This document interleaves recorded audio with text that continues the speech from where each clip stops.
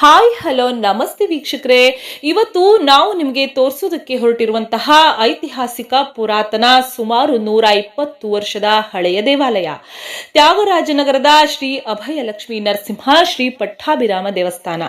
ಈ ದೇವಸ್ಥಾನದಲ್ಲಿ ಅನೇಕ ಪವಾಡಗಳು ಹಾಗೂ ವಿಸ್ಮಯಗಳು ಸಹ ನಡೆಯುತ್ತಲೇ ಬಂದಿದೆ. ವಜ್ರ ಕ್ಷೇತ್ರ ಎಂದೇ ಪ್ರಸಿದ್ಧಿ ಪಡೆದಿರುವ ಬೆಂಗಳೂರಿನ ತ್ಯಾಗರಾಜನಗರದ ಶ್ರೀ ಅಭಯಲಕ್ಷ್ಮೀ ನರಸಿಂಹ ಶ್ರೀ ಪಟ್ಟಾಭಿರಾಮ ದೇವಸ್ಥಾನ ಶ್ರೀ ಕಂಬದ ನರಸಿಂಹದೇವರು ಬೇಡಿ ಬಂದವರ ಇಷ್ಟಾರ್ಥಗಳನ್ನು ಈಡೇರಿಸುವ ಮೂಲಕ ಸಹಸ್ರಾರು ಭಕ್ತರನ್ನು ಹೊಂದಿದ್ದಾನೆ. ಈ ದೇವಸ್ಥಾನದಲ್ಲಿ 120 ವರ್ಷದ ಬೃಹತ್ ಅರಳಿ ಮರ ಸಹ ಇದೆ. ಈ ವೃಕ್ಷದ ಸುತ್ತಲೂ ಗಣಪತಿಯ ಆಕಾರಗಳು ಸಹ ಮೂಡಿವೆ.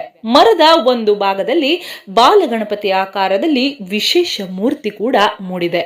ಈ ಬಾಲಗಣಪತಿಗೆ ಪ್ರತಿ ಮಂಗಳವಾರ 9 ಪ್ರದಕ್ಷಿಣೆ ಹಾಕಿದರೆ ಬೇಡಿಕೆ ಈಡೇರುತ್ತದೆ ಎಂಬ ನಂಬಿಕೆಯೂ ಸಹ ಬಲವಾಗಿದೆ.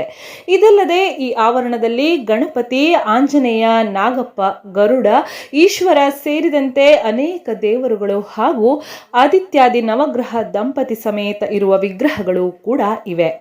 ದೇವಾಲಯದ ಐತಿಹ್ಯ ಹಾಗೂ ವೈಶಿಷ್ಟ್ಯವೇನೆಂದರೆ, ಜ್ಯೋತಿಷ್ಯ ಹರಿಕಥಾ ವಿದ್ವಾನ್ ಎಸ್ ರಾಘವೇಂದ್ರಾಚಾರ್ ಸ್ಥಾಪಿಸಿದ ಈ ದೇವಾಲಯ ಬಹಳ ಮಹತ್ವವನ್ನ ಪಡೆದುಕೊಂಡಿದೆ. ಶ್ರೀಕಂಬದ ನರಸಿಂಹಸ್ವಾಮಿ ಬಂದಂತಹ ಭಕ್ತರ ಕಷ್ಟಗಳನ್ನೆಲ್ಲ ದೂರ ಮಾಡುತ್ತಲೇ ಬರುತ್ತಿದ್ದಾರೆ. ನರಸಿಂಹ ಸ್ತಂಭ ಹೆಸರಿನಲ್ಲಿ ಬೃಹತ್ ನರಸಿಂಹ ಮೂರ್ತಿ ಕೂಡ ಇದೆ. ಆ ಸ್ತಂಭಕ್ಕೆ ಶ್ರೀಕಂಬದ ನರಸಿಂಹದೇವರು ಎಂದು ಕೂಡ ಹೆಸರು ಇದೆ. ಶ್ರೀಕಂಬದ ನರಸಿಂಹಸ್ವಾಮಿಗೆ 3 ಸುತ್ತು ಪ್ರದಕ್ಷಿಣೆ ಮಾಡಿ ಕಂಬಕ್ಕೆ ಒರಗಿಕೊಂಡು ನಿಂತು ಶ್ಲೋಕ ಹೇಳಿಕೊಂಡರೆ ದುಷ್ಟ ಶಕ್ತಿಗಳು ಕೂಡ ನಿವಾರಣೆಯಾಗಿ ಆರೋಗ್ಯ ಸಮಸ್ಯೆಗಳು ಕೂಡ ದೂರವಾಗುತ್ತದೆ. ಭಕ್ತರ ಸಂಕಷ್ಟ ಪರಿಹರಿಸುವ ಶ್ರೀ ವಜ್ರ ಕ್ಷೇತ್ರ. ನೀವು ಸಹ ಒಮ್ಮೆಯಾದರೂ ಈ ಕ್ಷೇತ್ರಕ್ಕೆ ಭೇಟಿ ನೀಡಿ ನಿಮ್ಮ ತೊಂದರೆಗಳನ್ನು ಶ್ರೀ ಕಂಬದ ನರಸಿಂಹದೇವರ ಪಾದಕ್ಕೆ ಅರ್ಪಿಸಿ.